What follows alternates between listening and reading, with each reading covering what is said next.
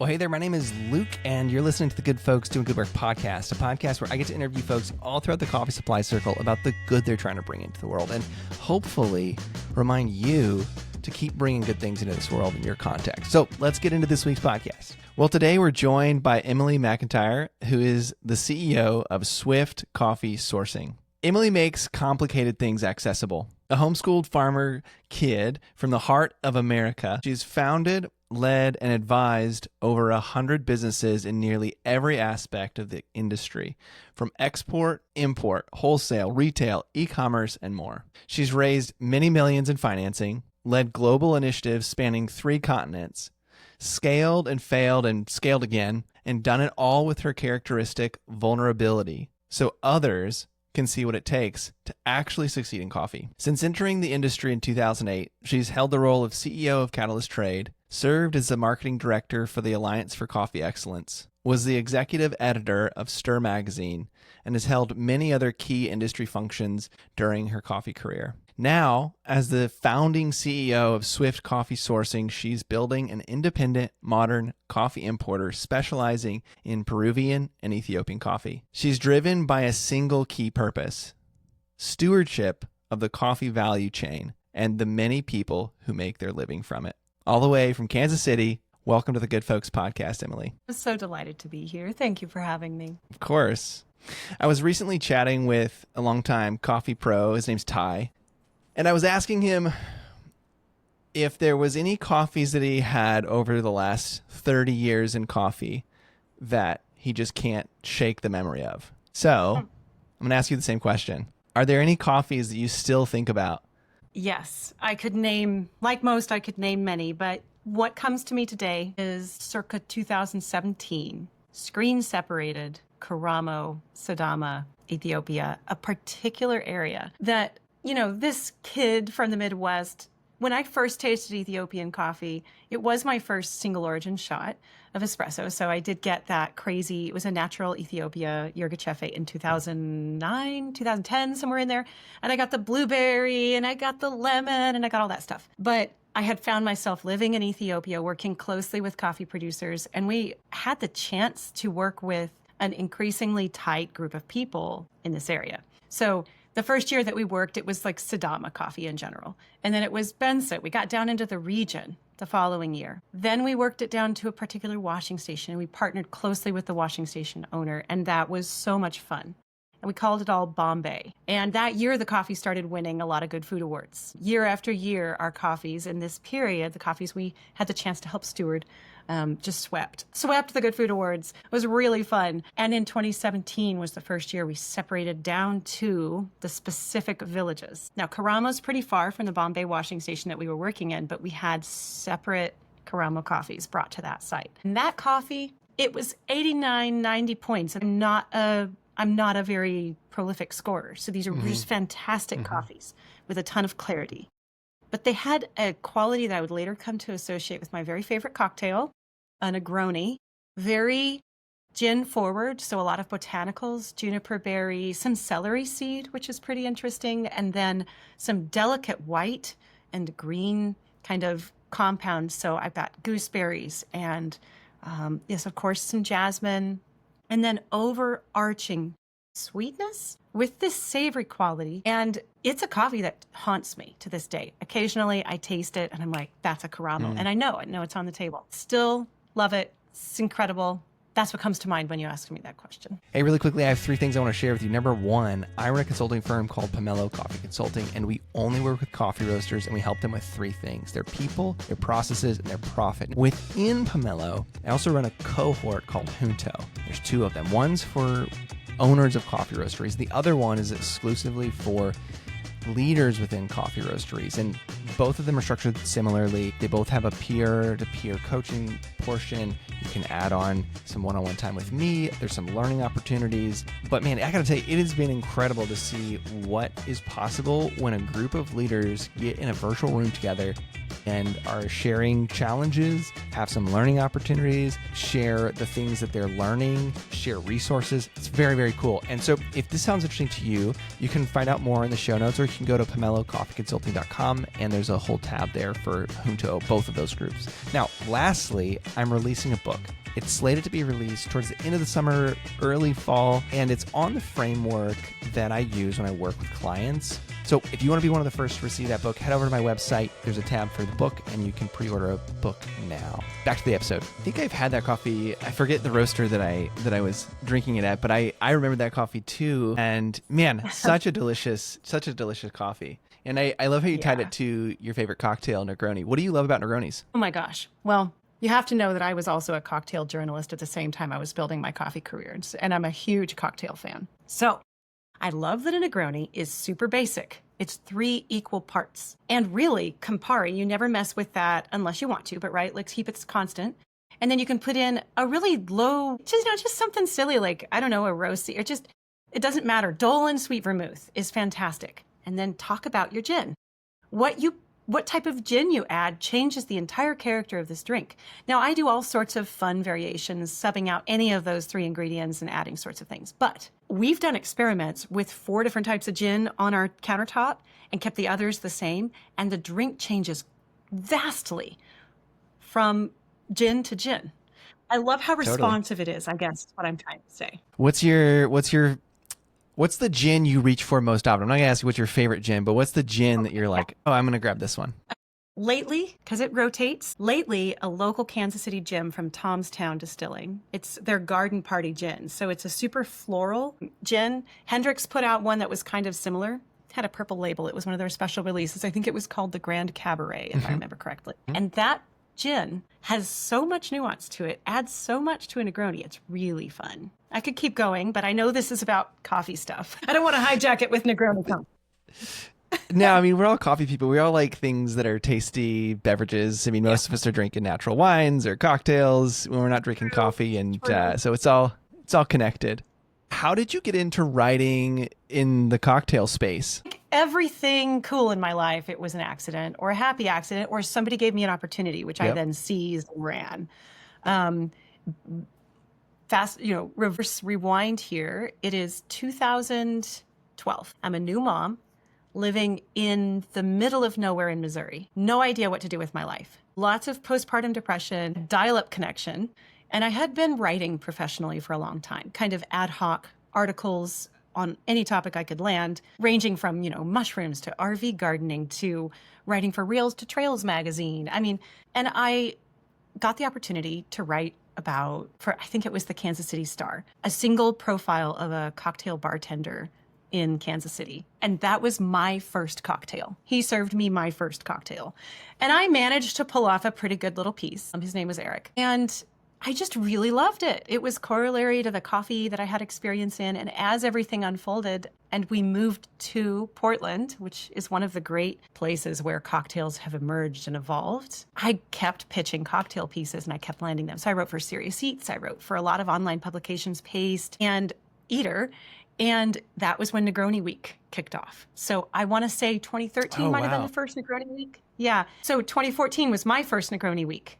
And I went all over Portland profiling Negronis and the bartenders who created them. And that's when I met Jeff Morgenthaler, who was at that time at Clyde Commons, followed him to Pepe Le Moco, followed him to American Standard, and just started learning about cocktails. It was never a core of my business as a working writer and business person, but I love it.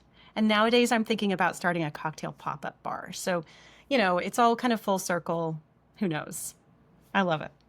We should schedule another chat where we just talk about your love of cocktails and what you're doing, because that sounds really interesting to me. So you got me. Coffee's cool too. The thing that I'm thinking about right now is your journey is just like a twist and turn, and you found work and made work in unlikely places, and you have found yourself in a really awesome seat today. So Can we talk a little bit about career growth, specifically as a woman in green coffee?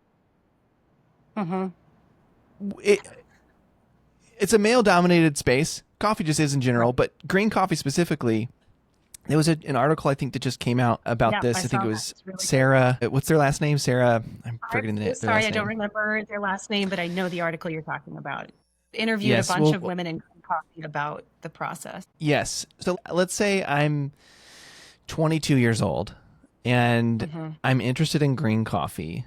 I have no idea how to either sell green coffee or how to get a job at an importer. What's one or two things that you might say to that person who, and again, let's assume they're a female too. What are you saying to them if they're like, Emily, what do I do? What's one or two steps I could take?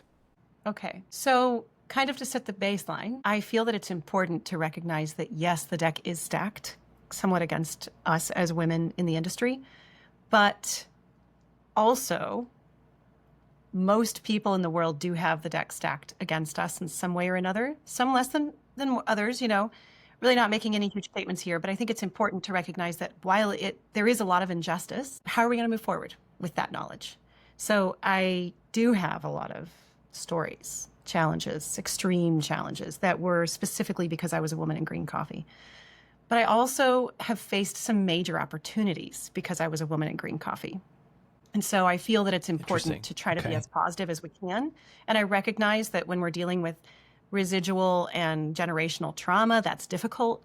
But I honestly think having a positive attitude and seeking opportunities with that positive attitude brings more opportunity. And it's a self-fulfilling kind of prophecy if we can get really good at processing the hard stuff that comes our way. And again, I'm not really trying to say that you shouldn't feel the pain. There's a ton of pain to being a woman in green coffee, constant microaggressions. The deck, I know of a really fantastic person in green coffee who it's amazing how her path has been limited by the men that she's been around. But the skills she's learned and her positive attitude have opened the door. And she is now working in some incredible things that would have been her dream 5 years ago. And it's because she's constantly putting herself out there. So just setting the deck there, I think there's kind of a mindset. We've got to do everything we can to stay grounded, whole as much as possible, process things as they come and let go of them as we can, and then seek out the people who respect us. There are such toxic pockets, and yet there are also pockets full of wonderful men who are allies and don't even necessarily see the gender differences, and women who want to try to open doors. So that's number one, I guess, is really know mindset and the way that you carry yourself does deeply impact your set of opportunities in green coffee. Number two, and these aren't concrete steps because there is no one single way to proceed toward a career in green coffee, which is the problem, right? But also an opportunity. So the second one is seek your own opportunities and make them. Every single role that I have had that was of consequence, that had weight and authority attached to it, I qualified myself for that role. I didn't spend any time waiting for other people to qualify me. I know that I never would have gotten the type of career that I've gotten if I hadn't constantly been putting myself out there and willing to fail, even publicly.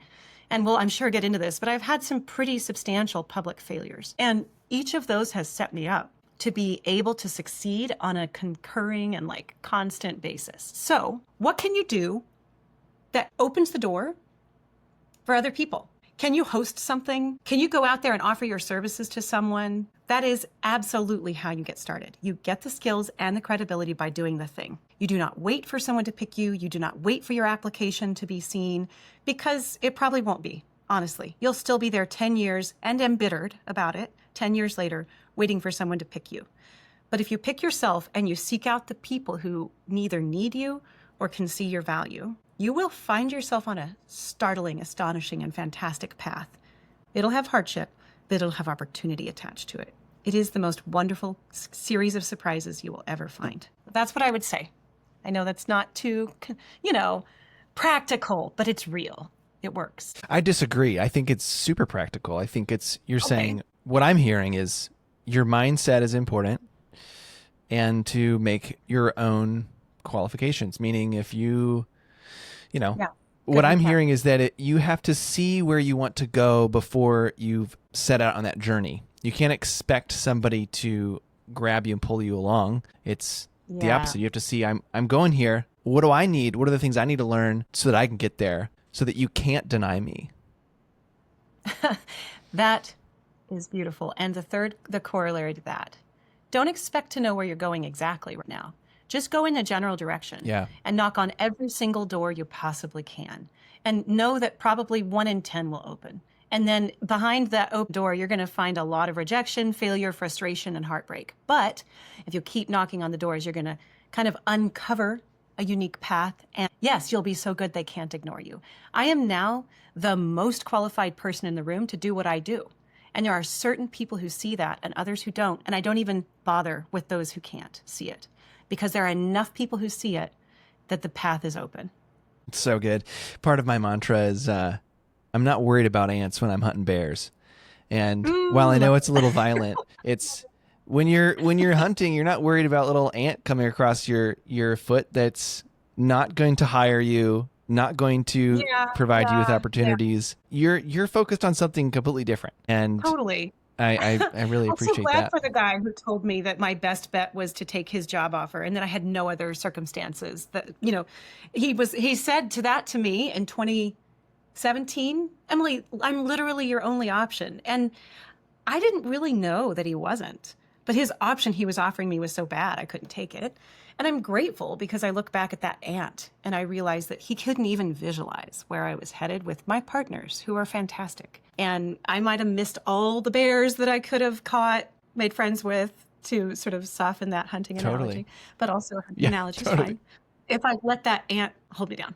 Yeah, it's good. I love that. Thank you for sharing that. I think that's really practical. I know you said it wasn't. I think it is practical. And I also like the last bit you added to that of, you don't always necessarily know where you're headed, because a general direction is better than no direction, but sometimes you can't see that and just take the next step. You've described Swift, or rather your approach, as importing for the modern age. What does that mean? Yes. It's a volatile time. I spent a little time in business school. I thought I needed an MBA to do what I do. Turns out it moves too slow for me. Had to take a leave of absence, which I probably won't return from. But I did learn one thing I really like, among a few others. And one was this word of VUCA environment. It's a military term for a volatile, uncertain, I've forgotten chaotic. I'm going to need to look up. Okay, y'all, I forgot my analogy there, but VUCA environment still is a fantastic term to use. And that is where we are in coffee. It is uncertain. It is constantly changing. It's scary. And it is full of opportunity. A modern importer needs to be able to really roll with the punches and stay as efficient as possible. And there's a huge advantage to a new player with some knowledge and some connections right now, because it takes many years to build a supply chain. It takes many years to build the trust of people who want to buy from you. That's not something that can happen overnight. And it just so happens I've got a lot of skin in the game and a lot of reputation in those areas. Not perfect, of course. No human is, but enough to move the needle. And that gives me the foundation to be super quick and agile, tech forward instead of behind. So at Catalyst, one of the things I wanted to do so badly was create a custom ERP solution that would unify our operations from seed to cup. Now, there are plenty of software applications that claim to do that, but we trialed all of the solutions, and none of them were agile enough. None of them really reflected the relationship forward way of sourcing. All of them were kind of set up as commodities. And then a ton of work needs to be done to make it easier for customers to buy coffee. And I visualize Swift being able to create those solutions. At the moment, we're pretty new, and we're simply getting our feet under us, reaffirming my personal and Michael's personal supply chain relationships, building a customer base. It's new stuff. This is not Catalyst 2.0. That was over. This is new. But a modern coffee importer needs to be able to accept that one week we've got tariffs and the next week we don't. That's my hope. I'm saying that in hopes that by the time this is recorded, our U.S. tariff situation is resolved. It might go the other way around. And so volatility. A modern coffee importer needs to accept that the margin structure of importing green coffee is not a rich one, and be able to operate in that environment and add enough value that the supply chain works. And a modern coffee importer needs to recognize that the needs of its customers continue to change. I think Catalyst partly failed because we were so fixated, we as the managing and directing team, were so fixated on the concept of excellence above all else. We missed its interpretations. The only interpretation we really understood was this labor-intensive, heavy input, expensive way of producing objectively fabulous coffees. But there was a market sensitivity, a price cap that we overlooked, that we didn't see happening. And it took us out. We were unable to truly move coffee the way that we needed to for our margin structure. So that's an example of an older way of looking at it. I could keep going. There are so many things, but a modern coffee importer is agile, honest as possible, realistic, and tech forward. What I'm hearing from you is that the learning from Catalyst was to now listen to what are buyers actually needing today, and what are they saying, I'm willing to buy this, and maybe not willing to buy that, or maybe I'm not willing to pay for coffee at that price. And no judgment on either side of that conversation. All of my work is around how do we structure your business so that you can pay any price for coffee. But you said roasters' needs have changed. So what are their needs now that are different from, let's say, 5 years ago, 6 years ago? So when I say roasters, I'm talking about small to medium-sized specialty buyers, just to be clear. Every different segment has different needs. It is not that price didn't matter before, but prior to COVID, we were in a bit of a boom, and there was a lot more going on.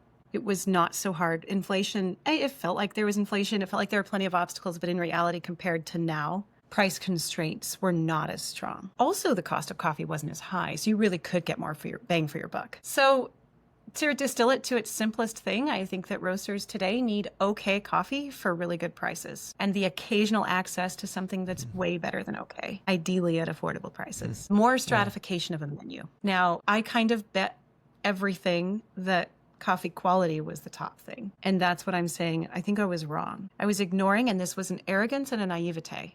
And it was also being so focused on a set of values that I missed what people needed. We need people to be easy to work with. We need to be able to just buy things off the shelf because it fits our menu. And honestly, at Catalyst, I don't think we were really any of that. We weren't easy to work with, and that's okay. You know, we were a really high-end brand that put it was a high-touch sort of situation. Sure. But that's not really what the world asks for these days. Maybe for just a few bags of coffee, but not for an importing house, a trade operation. So that's the key thing.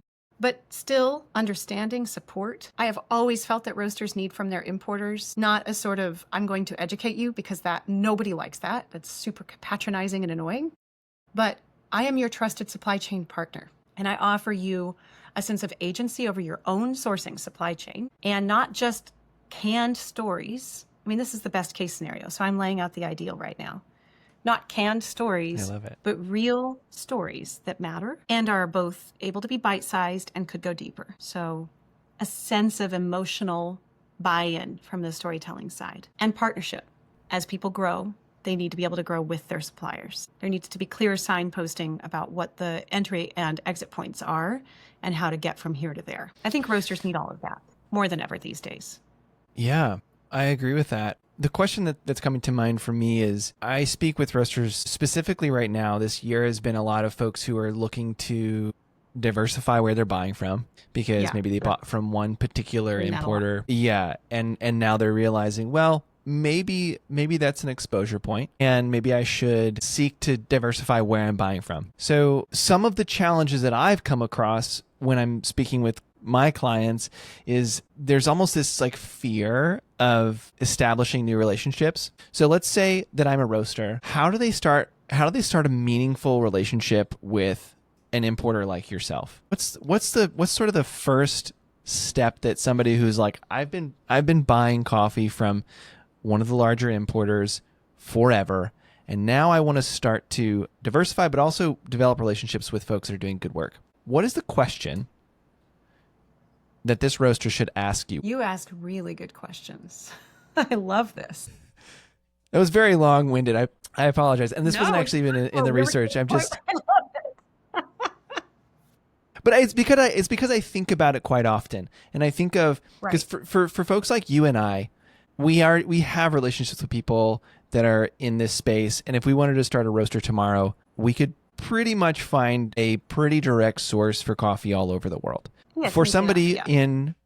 in Iowa who they have a handful of cafes and roast for themselves and don't have a ton of exposure, they don't know how to begin that conversation and really even what the questions to ask are. So that's why I think it's important to have this conversation. It's like, what is the first conversation that's like a really good opener that a roaster should be asking folks like yourselves? Okay, so let's differentiate the different strata of importers because that's useful, I think. So we are talking about just basic kind of 101 stuff here. So we have multinational importers. Often they're vertically integrated in a lot of ways, and they have the most access to finance.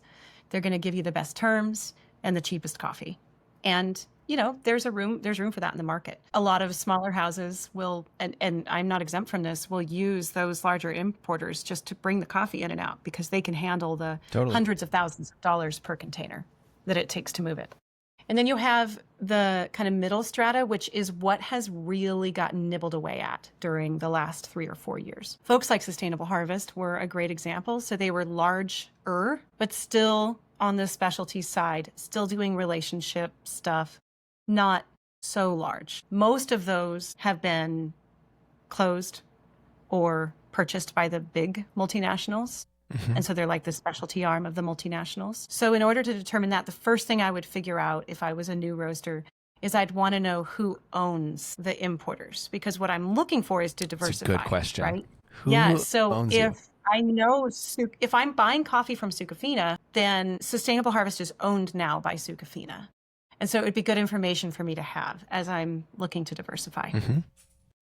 And then you get into the third strata, which is where Swift is and a lot of other small independent importers, many of which don't have every single origin. So there's usually a reason for that. There's a story. And I'll just be upfront. It's harder to work with small independent importers than it is with the big ones. It's like the difference between going down to the mom and pop shop on the corner and knowing that you can get homemade candy like your granny used to make it. But she might be out. Like Lulu might not have made it that week because her hip was hurting, Or going over to Walmart where you can get anything you need at a good price. It's that simple. A small importer simply can't really provide the same price access, financing terms, and every single origin type access as a large house. So know what you're looking for is the first thing. When you come to a smaller independent importer like me, know that usually those importers, the people you're talking to, have some kind of skin in the game personally. So when Catalyst failed, I had personally guaranteed Catalyst, and it took my entire life down with it, as it should. I took the risk on, I made promises, I was unable to keep those promises, and I lost everything and had to start over at 40 because of it. I don't complain. But it's important to know that because you might get a little bit more of a personal feeling from the people you're working with as an independent importer than someone who's getting a paycheck and commissions from a large house, okay? Because risk is everywhere in importing. It's like hot potato. Who's got the risk? I want you to have it. I'm going to toss it to you. You don't want to have it. You're going to toss it to me. And it all plays out in the nitty gritty of contracts and when the money changes hands. So I appreciate it when people have done enough research to know that I am never going to be the cheapest coffee on the table. It's insulting to me when people think that I should be because they've missed the memo about what I'm trying to provide here, which is stewardship of relationships. Coffee is rooted, let's not forget, just to get on a soapbox for a minute here, coffee is rooted in slavery. Coffee is rooted in colonialism. Coffee's origins came from people who were trading human, sugarcane, coffee, spices, right?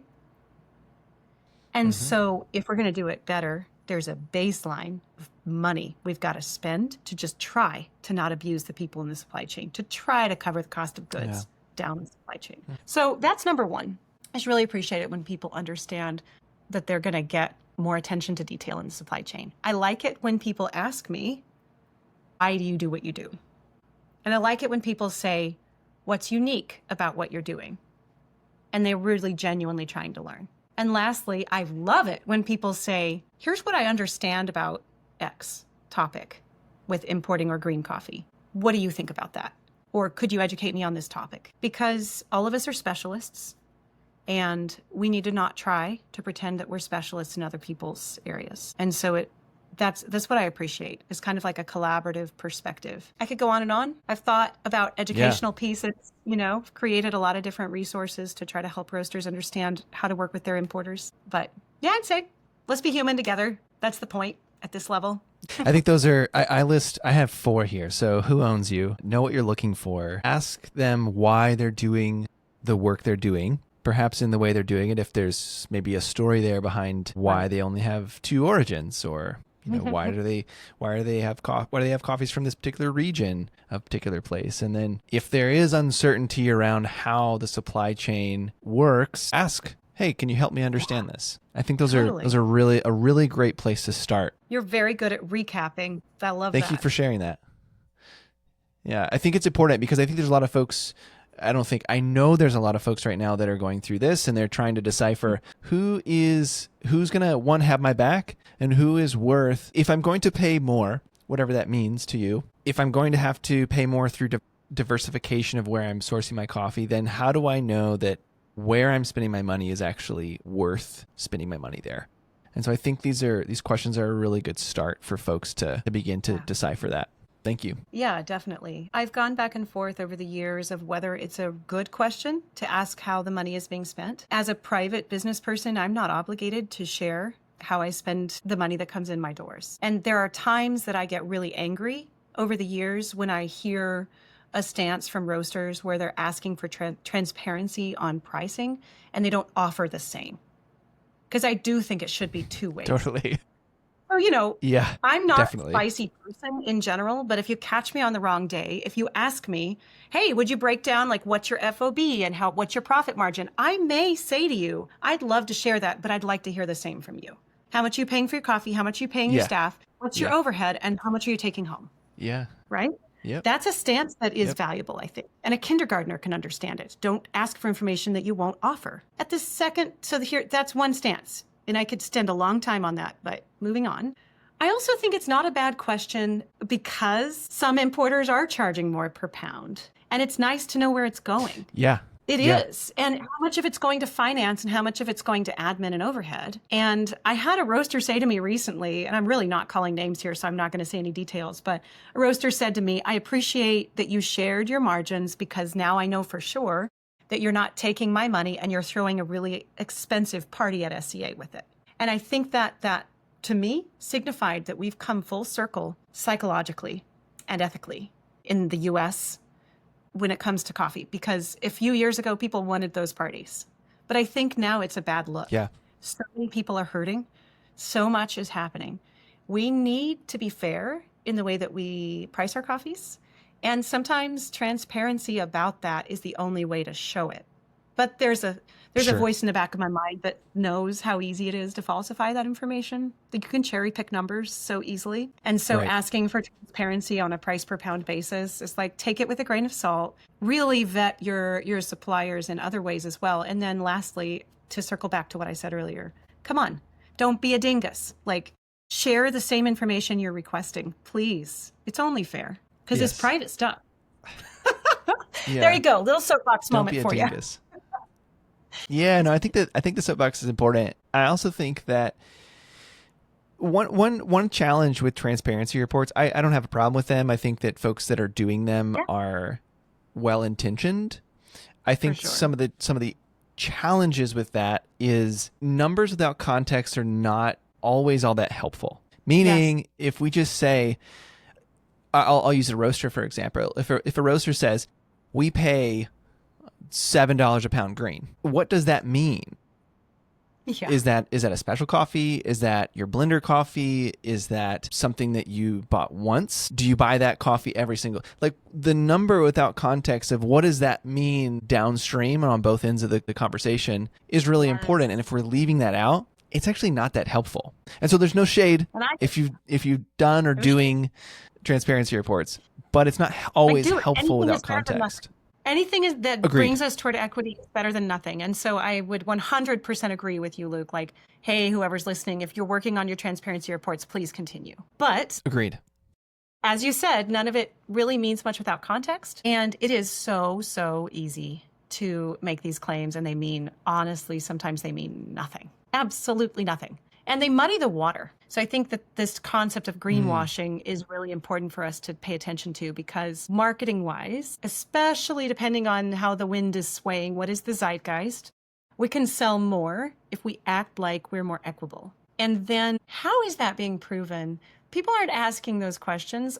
I personally have seen behind the scenes for so many companies, and some of them actually are going to extra lengths to do what they're claiming to do. And you can tell that their equity, their seeking of equity, is baked into the way they do business. And for others, same claims, maybe not even lying, they're horrible people. They're horrible people. They're disgusting.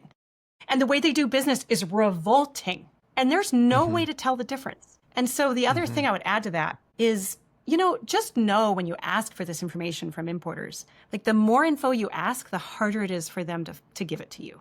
And it is not just because they're trying to hide things. Do you understand how difficult it is to document everything inside and outside of your own operations? It is so difficult for me to even get my annual, monthly, weekly reporting done on time, just for my accounting. Not to mention the cost and energy and time that it takes to go out in the field and personally verify the geographical outlines of every farm that I work with, and how complex it is to try to get under the surface on quality of life and cost of living on the ground level when we're talking about language barriers, cultural barriers. What makes you think that the numbers I'm being told, like I'm going out and doing all that work, what makes you think those numbers are accurate? Most people just pull numbers out of their ass. Like it's totally made up. And so it's more about the appearance often of having the numbers than it is about having them. And I think that our over-reliance on the appearance of numbers and data, it's a salve for our conscience. We know what we're doing is often rooted in bad business. Totally. And we're trying to do better. We don't have the time to verify it. And so if we have all these numbers, it's like a sheen of equity. And I would challenge us as an industry to get into the mess. And yes, we need the numbers. Yes, we need to look deeper. But those are not the way that we seek equity. Equity comes when it comes to contracting. Do we allow our suppliers to say no? Do we allow our suppliers the luxury of shopping their stuff around? I am so frustrated over the years because so many people I have invested so much into at the producing level have chosen to take the coffees that we taught them how to process and we made a market for in their name and go to my competitors and get more per pound than I could pay them. And yet I absolutely would do that over and over again because they deserve that. And if I will not allow that to take place as someone who has more leverage in the supply chain, I am a neo-colonialist. And so this is really important. I'm totally on a rant here as soapbox, but I just think we get so caught up in the appearance of good and we don't ask what it means on the ground level. I needed to be willing to lose my house, my reputation, every cent in my bank account to actually be somebody who was doing good. Because I had a philanthropic mission at Catalyst, and if I didn't have skin in the game, it meant nothing. And so the fact that I did lose all of that and had to start over at 40, I just feel, okay, great, good. I have nothing more to prove. I will continue to do good business. I will do it in a way that makes sense to me because I know I will pay the ultimate cost. And I get that as an American with a passport, I haven't paid the ultimate cost. I still have privilege. I'm still standing in a position where I can reinvent myself. And wow, I am so far away from what we were talking about. Still, this is what's behind the scenes for some of us independent importers who put our money where our mouth is. And you need to realize that because you don't get that from a multinational. You really do not. Yeah. And I do think that it's important to have the conversation around risk. And it was Peter Drucker says all profit is derived from risk, but there are particular actors within the coffee supply circle that take on significantly more risk than others. And I think for roasters, it's important to understand when a coffee is, from the moment it's picked until it gets to their warehouse, there's individuals who are taking on risk throughout that entire journey. And so it's important for us on this side of the supply circle to understand that and to recognize that and then to not use that information to use it as leverage, but make sure that you're not using it as leverage against the more vulnerable parties. And I think that's what I'm hearing you say here, is that you need to understand how coffee moves. You need to understand who's taking the risk. You need to understand what you're asking of an importer or an exporter or a grower or whoever you're talking to. You need to understand what risk are they taking, so that you're not asking them to take undue risk and to further expose them. I think it's important. I think it's really important for us to understand that. I think coffee is a game of hot potato with risk. And you can boil it down to your contract terms. You can boil it down to your relationships. I can get heated about my personal risk, but I took no more on than anyone else does. A coffee farmer has much more on the line every year. Every single year. 100%. Yeah. Yeah. So we've been dancing around this with Catalyst, and you've mentioned it a couple of times, but I've really respected how you've been very open over the last year or two about what it was like to close your business and to walk away. And you've highlighted real challenges. You shared what that was like, and you allowed your followers to kind of show and keep up with you. And then you sought to build a speaking career, which I'm also fascinated about. Why was it so important for you to be transparent about your business closure and then getting speaking engagements? And now we're here talking about Swift. Why is that transparency so important? I have struggled so much to figure out how things work. I grew up in a cult, and I was, not able to get the university education most people did. And every time I come into something, I'm coming at it from a different angle than most people. And I really think what that's done is helped me realize that everybody's just afraid. I'm afraid too. But the people who are able to embrace their fear are so much more powerful. And there have been times when all I actually had was my own courage to propel me forward.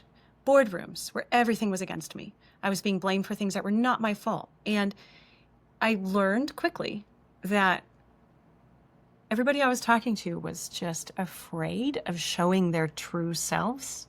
And so they created these webs, these manipulative or egotistical shields.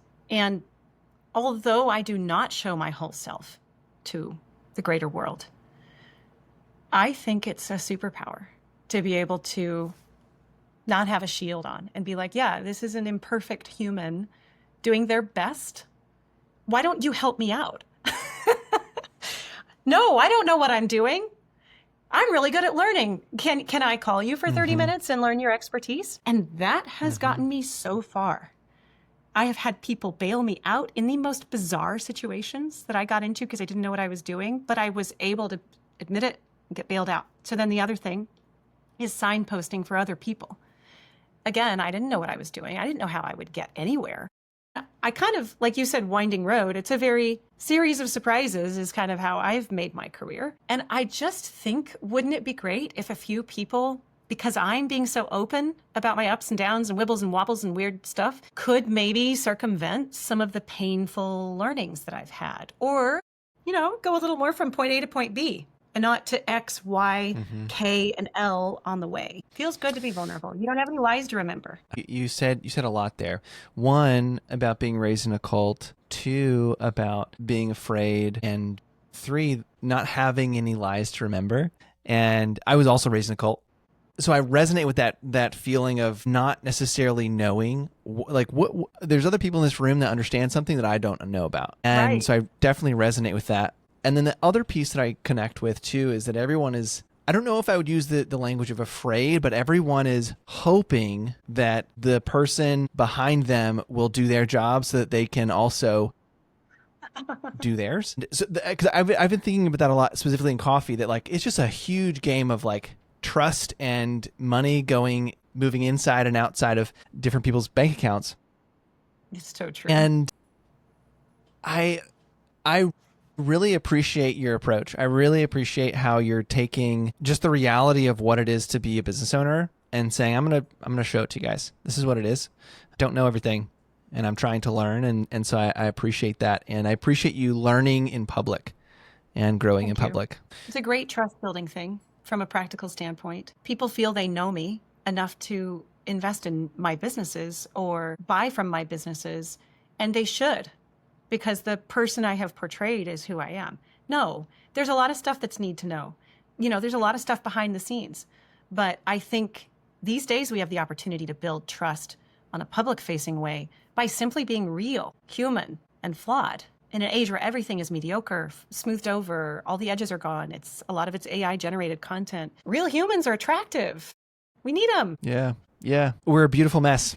And that's how you get to an interesting place and build real relationships, is by being who you are. And so thanks for reminding us. My thesis for 2025 is that it's the year of transition and of ownership within coffee roasters specifically. Yeah. Owners are seeking to sell. People are wanting to buy coffee roasters. Owners are planning succession. But this is sort of a scary taboo topic in coffee. And because it's such a small community, we're all afraid that, oh, if you find out that I'm interested in selling, then you're going to think some type of way about me. But you've been through this. You've already sold a business and have built a business and scaled multiple businesses. So I want to touch on your time at Crema. Did you intend to grow it and then sell it, or was that just a natural outcome of growth? No. So Crema was a 500 startups backed, batch 19, by the way, kind of Silicon Valley angle tech company. That was the concept. Tech meets coffee. And we were revolutionizing coffee search. So my co-founder, Tyler, who is, I believe, he's in an AI venture at the moment.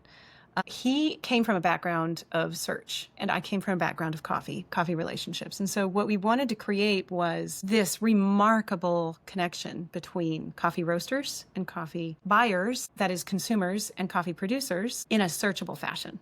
And in 2015, it was very cutting edge. But what we bumped into was the reality of the subscription model, where our margins were so small that we had to scale it pretty quickly in order to succeed. We did have a lot of success. I remember when someone in Japan got a Crema tattoo, it really was exciting, but we never quite hit the trajectory that we needed. We needed a hockey stick trajectory for it to really work the way the business was set up, and we never did. And so when we realized that was the case, we decided to sell. And the buyer was someone who had had success building businesses, consumer, B2B, all different types of coffee businesses, and felt that he could make something of it. And so it was a kind of bespoke sort of purchase sale, and it was positive for everyone involved. I stuck around for 1 year as the general manager to allow there to be some continuity, and then I left to start Catalyst in 2018. So to answer your question, no, that was not the intended trajectory, but it was a positive outcome. And if you were to sell the business, let's say you're running it again today, if you were to sell it again, is there anything you would do maybe differently, or maybe a learning from going through that process of selling your business? So I've been involved in a lot of different seats in business acquisitions and mergers. And one of the key takeaways for me in the transition from a small business owner to someone who is involved in scaling businesses and a consultant is how different the value of a business often is, objectively or as agreed upon by the parties in the room. I'm sure, Luke, you talk about this with your clients all day long, versus the emotional value based on the investment that you put into it. Yeah. Yep. So the first thing I would say is, before you go embarrass yourself in a room full of people, really sit down and figure out what the objective, or it's really all subjective, honestly, but what is the marketable value of your business? It's going to be a multiplier. It's not going to be some random number, unless you're so hot that you just get to name the number. And then this is not a relevant comment. Yeah. For most business owners, know your number. What would you be happy to exit at? But know that it is highly unlikely that you just easily get that number. You may be able to reach it, but you have to build the logic into the negotiations. And so know what your EBITDA is, know what your net profit is, know what certain other, like your customer acquisition cost. You need to know what these things are so you can build a case for why that is the right number. And then do know that no matter what, it all does boil down to money. How much money is your business making at the end of the year? How much cash is it throwing off? How much debt does it have? And that will determine how happy you are at the end of the day with that sale. That's my biggest takeaway. It sucks from a business perspective, like all that emotional investment, but it's true. It's such an impersonal thing when Yeah. you're looking at the numbers and valuing a business, and then the owner, because I've done this with folks, and you sit down and you're like, well, this is what it's worth, and they're thinking it's something far north of the number that you provide to them, and it's very emotional because, to your point, their house is on the line, or they have a bunch of debt, or there's reputation, and so the numbers are kind of cruel, but they don't lie. They really are. And so here's my takeaway that I have approached every business since with. Set up the business planning to have your highest chance of either a super successful business that you yourself can live off of and enjoy for the rest of your life, or set it up so that anyone would walk into the room at certain predetermined points and want to pay you for it. You're going to get a better outcome both ways if you set your business up from the beginning to sell it, even if you don't plan to sell. Right. So good. It's so good. All right, let's go back to coffee. Yeah. What do grain buyers on this side of the supply circle, what are they misunderstanding right now about coffee in Ethiopia and Peru? Number one is how expensive it is. I get it. I'm in shell shock too. I'm in price shock, sticker shock, whatever you want to call it. But genuinely, when the market goes up $1, I have to charge $1 more. There is no workaround. That's how it works.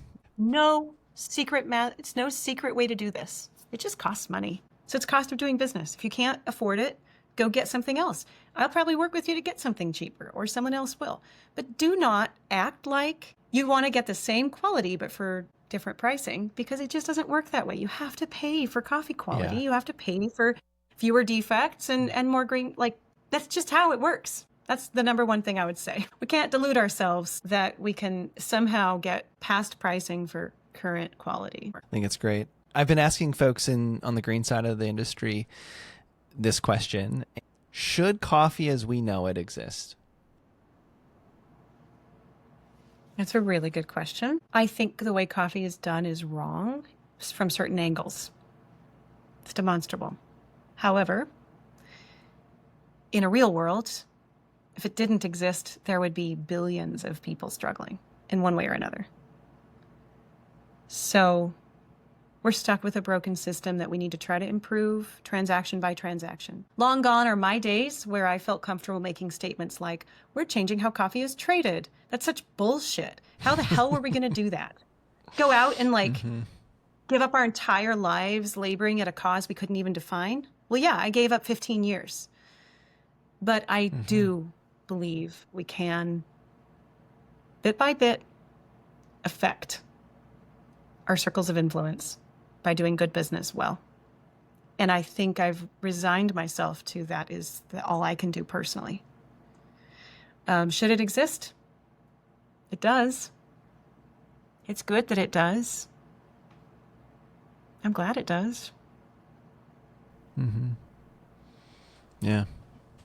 I think that's a good answer, and I appreciate you sharing that, because we're not changing the world, but we are trying to do things different and hopefully better than We are the folks that affecting came the before world. us. We are affecting the world. Every action that we take has a ripple effect. And so maybe we need to look for the smaller changes that we can affect, because those are the levers that might move a greater thing. And less for the grand gestures.